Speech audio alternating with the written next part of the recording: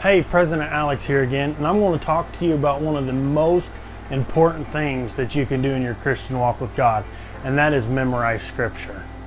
Why memorize Scripture? Well, we're in a war with a very powerful enemy, and the Word of God hidden in our heart is our weapon of choice, just as it always has been for God's people. Paul describes the need or the armor of God in Ephesians 6:10 through 18. And at youth camp this year, Mr. Dwight spoke on these various pieces of the armor that we can use to combat the devil.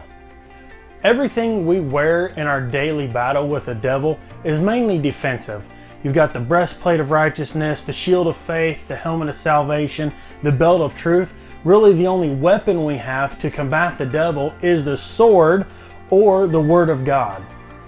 This is also the same weapon that Jesus used to combat the devil when he was tempted. In Matthew 4:1 through 11, you'll find the story of when the devil took Jesus to the wilderness to tempt him, and Jesus used scripture memory to combat the devil. And if Jesus used scripture memory to combat the devil, don't you think me and you should? There's numerous other verses in the Bible that talk about the need to memorize scripture. Psalm 119:11 stands out the most to me. I have stored up your word in my heart that I might not sin against you. We all know that verse, we've heard that verse, but a lot of us don't take it to heart. I want to give you a couple ways that may help you memorize scripture. You may ask, how do you memorize scripture effectively? Well, in general, there's 3 different ways to memorize.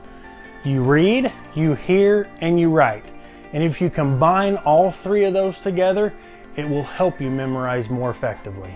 The first method I mentioned was reading. And when you read, it is critical that you read aloud. That way your eyes, your ears, and your mind work together to be more effective. The next method of memorizing scripture is hearing.